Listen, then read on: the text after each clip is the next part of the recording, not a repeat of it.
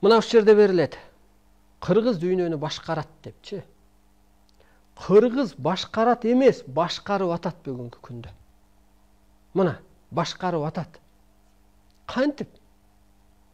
Аалам мыйзамы жеңди мына. Пенделер жеңилди. Ошо пендече сыйынга мамлекет кырсык атат. Себеби бул жерде так берилип атат. Рухий өсүп бүттүңөр, эми сыйынбагыла деп атат. Эми духу күчтүү адамдар керек деп атат. Ошо Кыргыздын, Манас элинин, Талас элинин, Теңир тоонун, Бийик тоонун адамдары төп келет деп атат. Себеби алар духовный өскөн, духу бийик, кайтпайт, калыс, сакталып калган болуп атат мына.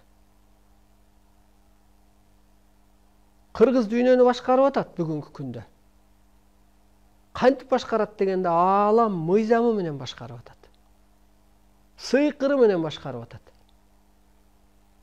Табият менен башкарып атат. Мына пенде өнүккөн мамлекеттер эмне болуп атат? Күн өткөн сайын кырсыгып атат. Европа түгөгөнү калды.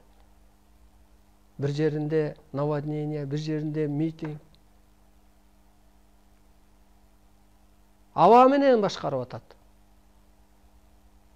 Кыргыз.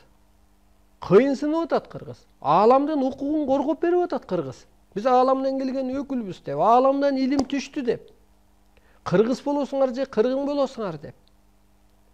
Ошо энерге иштеп атат дүйнөдө. Кана сакталсаң да сыйынып сакталып калбайт беле ошо мамлекет. Суранып, тиленип, оптом же сакталып калбайт беле? Сакталбай атат.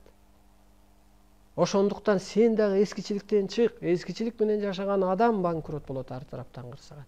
Ошол эл кырсыктайт болуп атат. Ошол жер. Дагы ошол Кыргыздын ушул жерде бир тобу иш кылгандыктан кыргыз жергеси сакталып туруп атат. Кыргыз эли сакталып туруп атат.